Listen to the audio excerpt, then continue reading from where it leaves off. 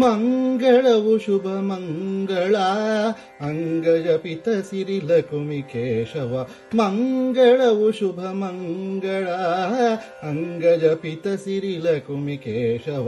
ಮಂಗಳಾಂಗಿ ಲಕ್ಷ್ಮಿಯನ್ನಿರಿಸಿ ಮಂಗಳಾಂಗಿ ಲಕ್ಷ್ಮಿಯನ್ನಿರಿಸಿ ಮಂಗಳಾಂಗಿ ಲಕ್ಷ್ಮಿಯನ್ನಿರಿಸಿ ತನ್ನಂಗದಲ್ಲಿ ಮೆರೆವ ಕೌಶಿಕೇಶಗೆ ಮಂಗಳವು ಶುಭ ಮಂಗಳ ಅಂಗಜ ಪಿತ ಸಿರಿಲ ಕುಮಿ ಕೇಶವ.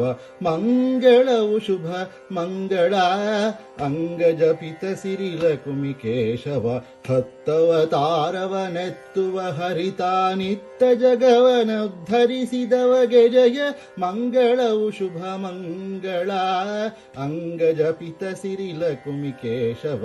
ಚಂದದಿ ಮಾರ ಸುಂದರ ನಿವ ಗೋವಿಂದ ಮುಕುಂದರ ಮಾ ನಂದ ಜಯ ಮಂಗಳವು ಜಯ ಮಂಗಳ ಅಂಗಜ ಪಿತ ಸಿರಿಲ ಕುಮಿ ಕೇಶವ. ಅಂದು ನಾಚಾರು ಭಂಗ ಪಡುತ್ತ ನೆನೆದಂದೆ ದಾರಿಯನು ತೋರಿದವಗೆ ಜಯ ಮಂಗಳವು ಶುಭ ಮಂಗಳ ಅಂಗಜ ಪಿತ ಸಿರಿಲ ಕುಮಿ ಕೇಶವ. ಊರ ತೊರೆದು ನೆಲೆಯ ನರಸಿ ಬಂದ ಸೂರಿ ಜನಕ್ಕೆ ಆಸರೈವಗೆ ಜಯ ಮಂಗಳವು ಶುಭ ಮಂಗಳ ಅಂಗಜ ಪಿತ ಸಿರಿಲ ಕುಮಿ ಕೇಶವ. ಸಂಕೇತವಿಟ್ಟು ಬಂದ ಭಕುತರಿಗೆ ಶಂಕೆ ಇರದ ಸೌಖ್ಯವ ವೀವಗೆ ಜಯ ಮಂಗಳವು ಜಯ ಮಂಗಳ ಅಂಗಜ ಪಿತ ಸಿರಿಲ ಕುಮಿ ಕೇಶವ. ನೆಮ್ಮದಿಯ ನೀಡಿ ದುಮ್ಮಾನ ಕಳೆದು ಸಮ್ಮತಿಯಲ್ಲಿ ಕಾಯುವ ದೇವಗೆ ಜಯ ಮಂಗಳವು ಜಯ ಮಂಗಳ ಅಂಗಜ ಪಿತ ಸಿರಿಲ ಕುಮಿ ಕೇಶವ. ಮಂಗಳಾಂಗಿ ಲಕ್ಷ್ಮಿಯನ್ನಿರಿಸಿ ಮಂಗಳಾಂಗಿ ಲಕ್ಷ್ಮಿಯನ್ನಿರಿಸಿ ಮಂಗಳಾಂಗಿ ಲಕ್ಷ್ಮಿಯನ್ನಿರಿಸಿ ತನ್ನಂಗದಲ್ಲಿ ಮೆರೆವ ಕೌಶಿಕೇಶಗೆ ಸರಿ ಸಮ ಸಪ್ಪ ಸಪ್ಪ ಮದ ಸಾದ ಪಮ ಪಮ ನಿರಿಸ ನಿಸದ ಪಮಗ ಪಮರಿರಿಸ ದಾಪ ಮ ಪಮ ರೀ ಸನಿ ಸದ ಕಾಗ ಮರಿ ಸದ ಪರಿ ಸನಿ ದ ಪಮ ದ ಪಮ ದ ಪಮ ರಿ ಸ ನಿದ ಪ ರಿ ಸ ನಿ ದ ಪಮ ಪ ದ ಪ ಸ ದ ಪಮ ಪಮ ಗ ಪಮ ರಿ ಸ ಮ ಗ ಪಮ ದ ಪ ಸ ರಿ ಸ ಮ ಗ ಪಮ ದ ಪ ಸ ಸ ರಿ ಸ ಮ ಗ ಪಮ ದ ಪ. ಮಂಗಳವು ಶುಭ ಮಂಗಳ ಅಂಗಜ ಪಿತ ಸಿರಿಲ ಕುಮಿ ಕೇಶವ. ಮಂಗಳವು ಶುಭ ಮಂಗಳ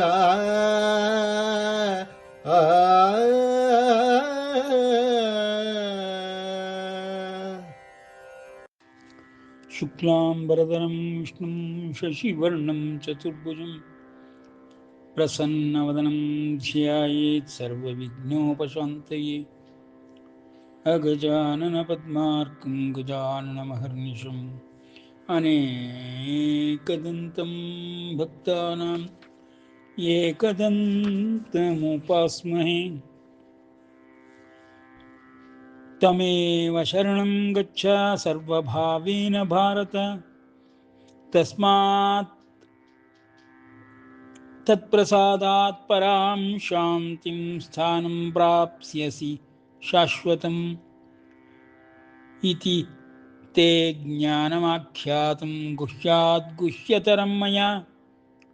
ವಿಮೃಶ್ಯ ಏತದಶೇಷೇಣ ಯಥೇಚ್ಛಸಿ ತಥಾ ಕುರು. ಸರ್ವಧರ್ಮಾನ್ ಪರಿತ್ಯಜ್ಯ ಮಾಮೇಕಂ ಶರಣಂ ವ್ರಜ.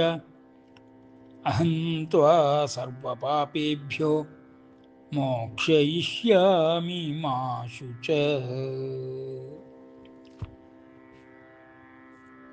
ಅಂಬ ತ್ವಾಮನುಸಂದದಾಮಿ ಭಗವದ್ಗೀತೆ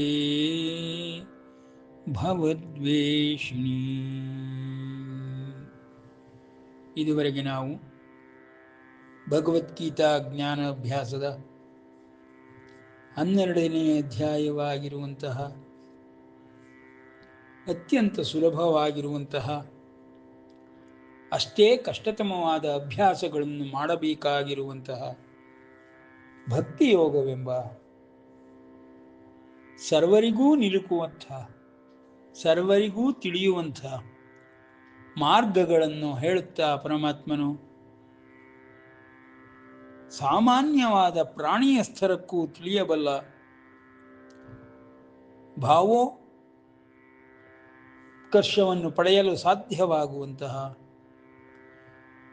ಅಂತಹ ಭಾವಘನನಾದ ಭಗವಂತನನ್ನು ಕಾಣುವುದಕ್ಕೆ ಅನುಕೂಲವಾಗುವಂತಹ ಭಕ್ತಿಯೋಗವನ್ನು ತಿಳಿಸ ಹೊರಟಿದ್ದಾನೆ. ಅಧ್ಯಾಯದ ಮೊದಲಲ್ಲಿಯೇ ಅರ್ಜುನನಿಗೆ ಬಂದ ಸಂದೇಹವನ್ನು ನಿವಾರಿಸುತ್ತಾ, ಅಪ್ಪ, ಈ ಜಗತ್ತಿನಲ್ಲಿ ಸಗುಣ ಸಾಕಾರವಾಗಿ ಎಲ್ಲವೂ ಲಭ್ಯ, ನಿರ್ಗುಣ ನಿರಾಕಾರವಾಗಿಯೂ ಎಲ್ಲವೂ ಇದೆ. ಅದರಲ್ಲಿ ನಿರ್ಗುಣ ನಿರಾಕಾರವಾಗಿರುವಂತಹ ನನ್ನನ್ನು ಪೂಜಿಸುವವರಿಗೆ ಅತ್ಯಂತ ಕಷ್ಟವಾಗಿರುವಂತಹ ಮಾರ್ಗಗಳು ಉಂಟಾಗುತ್ತದೆ. ಸಗುಣ ಸಾಕಾರನಾದ ನನ್ನನ್ನು ಪೂಜಿಸಲು ಅತ್ಯಂತ ಅನುಕೂಲವೇ ಉಂಟಾಗುತ್ತದೆ. ಅದನ್ನು ಮಾಡಲು ಸಗುಣ ಸಾಕಾರನಾದ ನನ್ನಲ್ಲಿ ಧ್ಯಾನವನ್ನು ಮಾಡುವುದಕ್ಕಾಗಲಿ ಭಕ್ತಿಯನ್ನು ಮಾಡುವುದಕ್ಕಾಗಲಿ ಬಹಳಷ್ಟು ಆಸ್ಪದಗಳು ಪ್ರತಿಯೊಬ್ಬರಿಗೂ ಸಿಲುಕುವುದರಿಂದ ನನ್ನಲ್ಲಿ ಶ್ರದ್ಧೆಯಿಂದ ಭಕ್ತಿಯನ್ನು ಮಾಡುವವನೇ ಸರ್ವಶ್ರೇಷ್ಠನೆಂದು ಪರಮಾತ್ಮನು ಸಗುಣ ಸಾಕಾರದ ಉಪಾಸನಾದಿಗಳನ್ನು ಮೇಲ್ತರದ ಪಂಕ್ತಿಯಲ್ಲಿ ಇಟ್ಟು ಸಗುಣ ಉಪಾಸನೆಯನ್ನು ಸಾಕಾರ ಉಪಾಸನೆಯನ್ನು ಮಾಡುವಂತಹ ಮಹಾಭಕ್ತರು ಮಹಾಜ್ಞಾನಿಗಳೂ ಹೌದು, ಜ್ಞಾನಿ ಭಕ್ತರೂ ಹೌದು. ಅವರುಗಳೇ ಎಲ್ಲರಿಗಿಂತ ಉತ್ತಮ ಎಂಬುದಾಗಿ ಪರಮಾತ್ಮನು ಹೇಳುತ್ತಾ ಇದ್ದಾನೆ. ಹೇಗೆ ನಿರಾಕಾರದ ಯೋಗ ಮಾರ್ಗದಲ್ಲಿ ಬರುವಂತಹ ಸಕಲರಿಗೂ ಭಕ್ತಿ ಮಾರ್ಗ ಸುಲಭವಲ್ಲವಾದರೂ, ಯೋಗ ಮಾರ್ಗ ಸುಲಭವಾದರೂ ಅತ್ಯಂತ ಕಷ್ಟಗಳಿಗೆ ಅವರುಗಳು ಈಡಾಗುತ್ತಾರೆ. ನಿರ್ಗುಣ ನಿರಾಕಾರವನ್ನು ಉಪಾಸನೆ ಮಾಡುವುದನ್ನು ಪರಮಾತ್ಮನು ಪ್ರೋತ್ಸಾಹ ಕೊಡುತ್ತಾ, ಅಂತಹ ಭಕ್ತರು ನನ್ನಲ್ಲಿಗೇ ಬಂದು ಸೇರುತ್ತಾರೆ. ಸರ್ವದೇವ ನಮಸ್ಕಾರ ಕೇಶವಂ ಪ್ರತಿಗಚ್ಚತಿ ಎಂಬಂತೆ ನಿರ್ಗುಣ ನಿರಾಕಾರದಲ್ಲಿ ನಾವು ಒಂದು ಉದಾಹರಣೆಯನ್ನು ಉದಾಹರಿಸಿಕೊಳ್ಳಬಹುದು. ಸಮುದ್ರ ಮಧ್ಯದಲ್ಲಿ ಪಯಣಿಸುತ್ತಿರುವಂತಹ ಒಬ್ಬ ವ್ಯಕ್ತಿಗೆ ಧ್ರುವ ನಕ್ಷತ್ರವಾಗಲಿ ದಾರಿದೀಪಗಳಾಗಲಿ ಇಲ್ಲದೆ ಹೋದಾಗ ಅವನು ನಿರ್ಗುಣ ನಿರಾಕಾರವನ್ನು ಉಪಾಸನೆ ಮಾಡುತ್ತಾ ಬಯಲೊಳಗೆ ಸಂಚರಿಸುವಂತೆ, ಸಮುದ್ರದ ಮಧ್ಯದಲ್ಲಿ ಸಂಚರಿಸುವ ಪ್ರಯಾಣಿಕನಂತೆ ಕಷ್ಟಗಳನ್ನು ಅನುಭವಿಸಬೇಕಾಗುತ್ತದೆ. ಆದರೆ ಸಗುಣ ಸಾಕಾರನಾದ ಭಗವಂತನನ್ನು ಯಾರು ಶ್ರದ್ಧೆಯಿಂದ ಭಕ್ತಿಯಿಂದ ಜ್ಞಾನೋತ್ಪತ್ತಿಯನ್ನು ಮಾಡಿಕೊಂಡು ಜ್ಞಾನೀ ಭಕ್ತನಾಗಿ ಮಹಾಯೋಗಿಯಾಗಿ ನನ್ನಲ್ಲಿಯೇ ಎಲ್ಲವನ್ನೂ ಕಾಣುತ್ತಾರೆಯೋ ಅಂಥವರಿಗೆ ಸಗುಣ ಸಾಕಾರವು ನಿರ್ಗುಣ ನಿರಾಕಾರಕ್ಕಿಂತಲೂ ಸೂಕ್ತವಾದುದು, ಯುಕ್ತವಾದುದು, ಅವರೇ ಶ್ರೇಷ್ಠರೋ ಎಂಬುದಾಗಿ ಪರಮಾತ್ಮನು ಸಗುಣ ಸಾಕಾರ ಭಕ್ತಿಯನ್ನು, ವಿಗ್ರಹ ಆರಾಧನೆಯನ್ನು ಪ್ರೋತ್ಸಾಹಿಸುತ್ತಾ ಅರ್ಜುನನಿಗೆ ತಿಳಿಸುವಾಗ ಎರಡರಲ್ಲಿಯೂ ಯಾವ ವ್ಯತ್ಯಾಸವೂ ಇಲ್ಲ. ಒಂದು ತಾನಾಗಿಯೇ ಮಾರ್ಗವನ್ನು ಉಂಟು ಮಾಡಿಕೊಂಡು ಹೋಗುವ ಪಯಣಿಗನಾದರೆ, ಇನ್ನೊಂದು ಮಾರ್ಗವು ನನ್ನಿಂದಲೇ ಮಾಡಲ್ಪಟ್ಟು ನನ್ನ ಸಹಾಯದಿಂದಲೇ ನನ್ನೆಡೆಗೆ ಬರುವವರಾಗಿರುವಂತಹ ಸಗುಣ ಸಾಕಾರಿಗಳು ಮಹಾಭಕ್ತರು ಆಗಿರುತ್ತಾರೆ ಎಂಬ ವ್ಯತ್ಯಾಸವನ್ನು ಹೇಳುತ್ತಾ ಪರಮಾತ್ಮನು ಮಾನವನ ಇತಿಮಿತಿಗಳನ್ನು ಮನಸ್ಸಿನಲ್ಲಿಟ್ಟುಕೊಂಡು ಸಗುಣ ಸಾಕಾರದ ಉಪಾಸನೆಯೇ ಸರ್ವಶ್ರೇಷ್ಠವಾದುದು, ಮಾನವರಿಗೆ ಜ್ಞಾನೀ ಭಕ್ತರಾಗಬಹುದು, ನನ್ನನ್ನು ಪ್ರವೇಶ ಮಾಡಬಹುದು ಎಂಬುದಾಗಿ ಹೇಳುತ್ತಾ ನಿರ್ಗುಣ ನಿರಾಕಾರದವನ ಉಪಾಸನೆ ಮಾಡುವವರಿಗೂ ಕಷ್ಟ ಹೇಗೆಂಬುದನ್ನು ವರ್ಣಿಸುತ್ತಾ ಪರಮಾತ್ಮನು ಏತ್ವಕ್ಷರಮನಿರ್ದೇಶ್ಯಂ ಅವ್ಯಕ್ತಂ ಪರ್ಯುಪಾಸತೆ ಸರ್ವತ್ರ ಗಮಚಿಂತ್ಯಂಚ ಕೂಟಸ್ಥಂ ಅಚಲಂ ಧ್ರುವಂ ಸಂನಿಯಮ್ಯೇಂದ್ರಿಯಂ ಗ್ರಾಮಂ ಸರ್ವತ್ರ ಸಮಬುದ್ಧಯಃ ತೇ ಪ್ರಾಪ್ನುವಂತಿ ಮಾಂ ಏವ ತೇ ಪ್ರಾಪ್ನುವಂತಿ ಮಾಂ ಏವ ಸರ್ವಭೂತಹಿತೇ ರತಾಃ. ನೋಡಿ, ಸಗುಣ ಸಾಕಾರದ ಉಪಾಸನೆಯನ್ನು ಮಾಡುವವನಿಗೆ ಇಡೀ ವಿಶ್ವವು ಒಂದು ಕಡೆಯಲ್ಲಿಯೇ, ವಿಗ್ರಹದಲ್ಲಿಯೇ, ಪ್ರತಿಮೆಯಲ್ಲಿಯೇ, ಬಿಂಬದಲ್ಲಿಯೇ ಕಾಣಸಿಗುತ್ತದೆ. ಅದೇ ನಿರ್ಗುಣ ನಿರಾಕಾರವನ್ನು ಉಪಾಸನೆ ಮಾಡುವಂಥವನಿಗೆ ಎಷ್ಟೊಂದು ಖಂಡಿತವಾದ ನಿಯಮಗಳನ್ನು ಪಾಲಿಸಬೇಕೆಂಬುದನ್ನು ವರ್ಣಿಸುತ್ತಿದ್ದಾನೆ. ಸರ್ವಭೂತ ಹಿತೇರತಾಃ, ಇದು ಮನುಷ್ಯನ ಸ್ತರದಲ್ಲಿ ಮಾಡಲು ಅಸಾಧ್ಯವಾದ ಕಷ್ಟಗಳಿಂದ ತುಂಬಿದೆ. ಸರ್ವಭೂತ ಹಿತೇರತನಾಗಿ ಹೇಗೆ ಇರಲು ಸಾಧ್ಯ? ಎಲ್ಲ ದ್ವಂದ್ವಗಳಲ್ಲಿ ಬದುಕುತ್ತಿರುವಂತಹ ಮನುಷ್ಯನು ಸರ್ವಭೂತ ಹಿತರತನಾಗಿರುವುದು ಸಾಧ್ಯವಿಲ್ಲ. ಮತ್ತು ಅದಕ್ಕಿಂತಲೂ ಹೆಚ್ಚು ತನ್ನಲ್ಲಿಯೇ ಇರುವಂತಹ ಸಕಲ ಇಂದ್ರಿಯಗಳನ್ನು ಕೂಟಸ್ಥನಾಗಿರುವಂತಹ ಭಗವಂತನಲ್ಲಿ ನಿಲ್ಲಿಸುವುದು, ಭಗವಂತನಲ್ಲಿ ಭಕ್ತಿಯನ್ನು ಮಾಡುವುದು ನಿರ್ಗುಣ ನಿರಾಕಾರದ ಮಹಾಯೋಗಿಗೆ ಅತ್ಯಂತ ಕಷ್ಟದಾಯಕವೇ ಆಗುತ್ತದೆ. ಆದ್ದರಿಂದ ಸಗುಣ ಸಾಕಾರಿಯಾಗಿ ಜ್ಞಾನಿ ಭಕ್ತನಾಗಿ ಮಹಾಯೋಗಿಯಾದರೂ ನನ್ನನ್ನು ಸದಾ ಉಪಾಸನೆ ಮಾಡುವವನೇ ಶ್ರೇಷ್ಠನೆಂದೆನಿಸಿಕೊಳ್ಳುತ್ತಾನೆ, ಯುಕ್ತತಮನೆಂದೆನಿಸಿಕೊಳ್ಳುತ್ತಾನೆ ಎಂಬುದಾಗಿ ಪರಮಾತ್ಮನು ನಿರ್ಗುಣ ನಿರಾಕಾರದ ಭಕ್ತಿಯನ್ನು, ಸಗುಣ ಸಾಕಾರದ ಪ್ರೇಮವನ್ನು, ಭಕ್ತಿಯನ್ನು, ಶ್ರದ್ಧೆಯನ್ನು ಶ್ರೇಷ್ಠವೆಂದು ವರ್ಣಿಸುತ್ತಾ ಎರಡಕ್ಕೂ ನಾನೇ ಗುರಿಯಾಗಿದ್ದೇನೆ, ಎರಡನ್ನೂ ನಾನೇ ಸ್ವೀಕರಿಸುತ್ತೇನೆ. ಎರಡೂ ಮಾರ್ಗದಲ್ಲಿ ಬರುವವರು ನನ್ನನ್ನೇ ಸೇರಿಕೊಳ್ಳುತ್ತಾರೆ.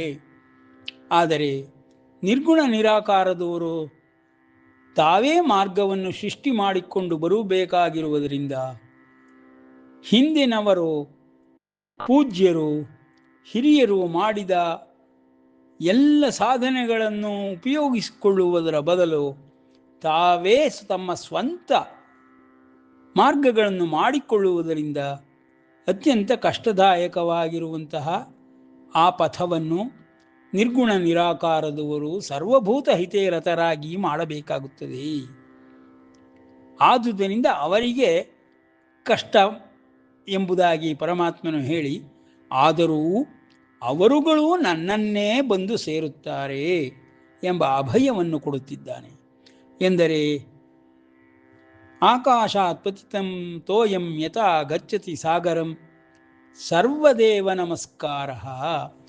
ಅನ್ಯ ದೇವತೆಗಳನ್ನು ಪೂಜೆ ಮಾಡುವುದರಿಂದಲಾಗಲಿ, ಅನ್ಯ ಮಾರ್ಗಗಳನ್ನು ಹುಡುಕುವುದರಿಂದಲಾಗಲಿ, ಬೇರೆ ಸ್ವಂತ ಮಾರ್ಗವನ್ನೇ ಮಾಡಿಕೊಂಡು ಬರುವವರ ನಿರಾಕಾರ ನಿರ್ಗುಣ ಉಪಾಸನಾ ಮಾಡುವವರಾಗಲಿ ಎಲ್ಲರೂ ನನ್ನನ್ನೇ ಬಂದು ಸೇರುತ್ತಾರೆ ಎಂಬುದಾಗಿ ಪರಮಾತ್ಮನು ಇಲ್ಲಿ ತನ್ನ ನಿರ್ಧಾರವನ್ನು ಪ್ರಕಟಪಡಿಸುತ್ತಿದ್ದಾನೆ.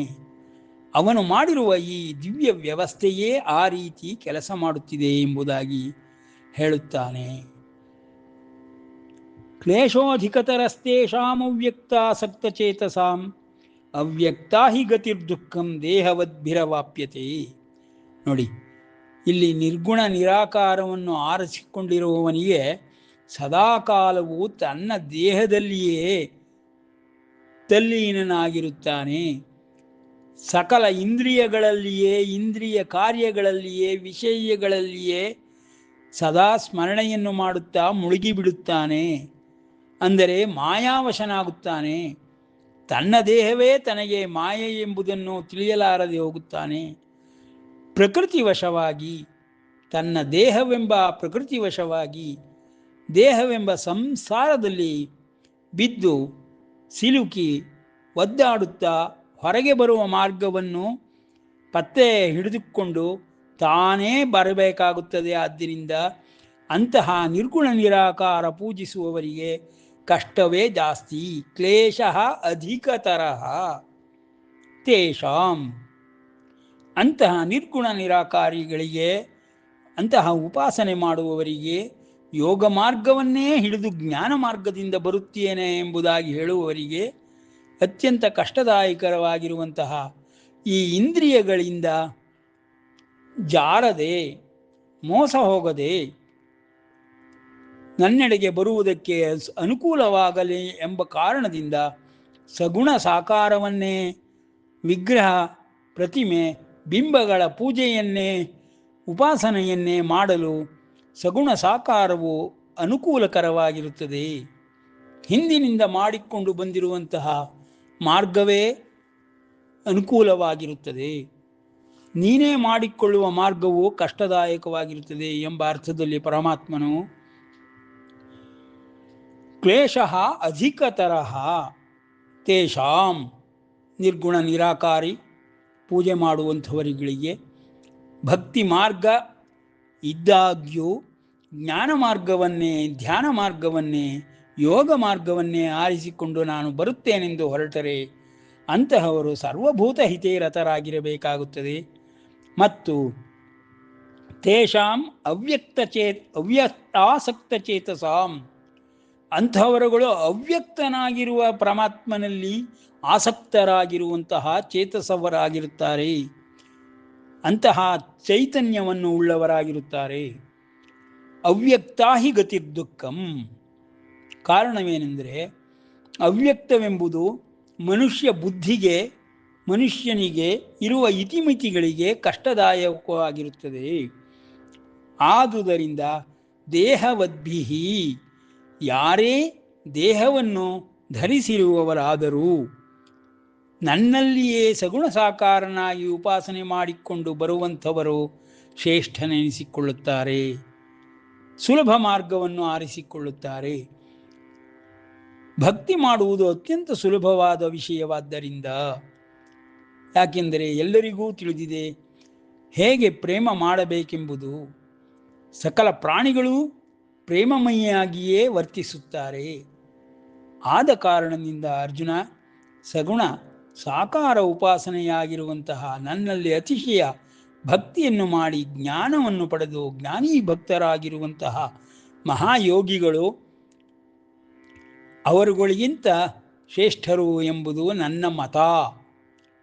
ಶ್ರದ್ಧೆಯ ಪರಯೋಪೇತಾಸ್ತೆ ಮೇ ಯುಕ್ತತಮಃ ಎಂಬುದಾಗಿ ಪರಮಾತ್ಮನು ಎರಡೂ ಥರದ ಮಾರ್ಗಗಳು ನನ್ನನ್ನೇ ಸೇರುತ್ತವಾದರೂ ಒಂದನೆಯ ಮಾರ್ಗದಲ್ಲಿ ಇರುವಂತಹ ಸುಲಭ ಉಪಾಯಗಳು ಎರಡನೇ ಮಾರ್ಗದಲ್ಲಿ ಸಿಗಲಾರದೆ ಸ್ವಲ್ಪ ಕಷ್ಟ ಅನುಭವಿಸಬೇಕಾಗುತ್ತದೆ. ಆದುದರಿಂದ ಅಂತಹವರು ಕ್ಲೇಶೋ ಅಧಿಕತರಹ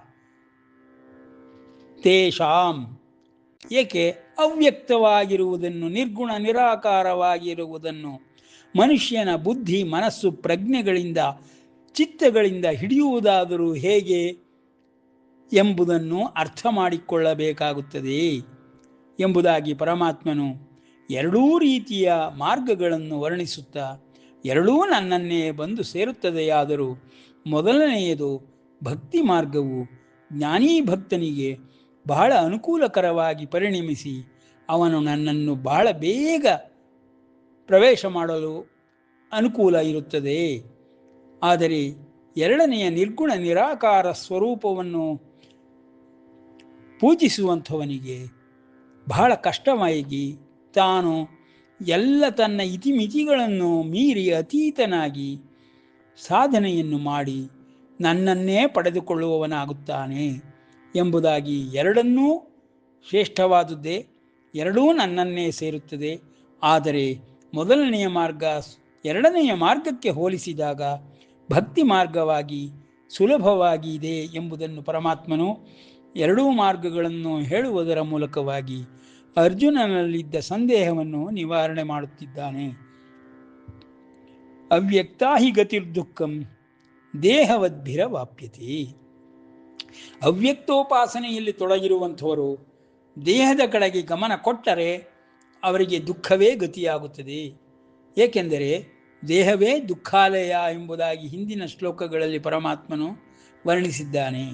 ಹಾಗಾಗಿ ದೇಹದ ಕಡೆಗೆ ಗಮನ ಜಾಸ್ತಿ ಹೋಗುವುದರಿಂದ ನಿರ್ಗುಣ ನಿರಾಕಾರದ ಉಪಾಸನೆ ಮಾಡುವುದು ಅತ್ಯಂತ ಕಷ್ಟಕರವೆಂದು ಪರಮಾತ್ಮನು ಹೇಳುತ್ತಾ, ಸಗುಣ ಸಾಕಾರವಾಗಿರುವುದರಲ್ಲಿ ಯಾವನು ಭಕ್ತಿಯನ್ನು, ಪರಾಭಕ್ತಿಯನ್ನು, ಪರಮಭಕ್ತಿಯನ್ನು, ಪರಮಯೋಗವನ್ನು ಹೊಂದುತ್ತಾನೆಯೋ ಅಂತಹವನು ನನ್ನೆಡೆಗೆ ಸುಲಭವಾಗಿ ಬರುತ್ತಾನೆ ಎಂಬುದಾಗಿ ಪರಮಾತ್ಮನು ಇಬ್ಬರೂ ನನ್ನನ್ನೇ ಸೇರುವರು ಎಂಬ ಅಭಯವನ್ನು ಕೊಡುವುದಾದರೂ ಮೊದಲನೆಯದಕ್ಕೆ ಪರಮಾತ್ಮನಿಗೆ ತಲುಪಲು ಅತ್ಯಂತ ಸುಲಭದಾಯಕವಾಗಿರುತ್ತದೆ ಎಂಬುದಾಗಿ ಭಕ್ತಿಯೋಗವನ್ನು, ಭಕ್ತನ ಮಹಿಮೆಯನ್ನು, ಜ್ಞಾನೀ ಭಕ್ತನಾಗುವುದನ್ನು ಪ್ರೋತ್ಸಾಹಿಸುತ್ತಿದ್ದಾನೆ ಎಂಬಲ್ಲಿಗೆ ವಿರಮಿಸೋಣ. ಶ್ರೀಕೃಷ್ಣಾರ್ಪಣಮಸ್ತು.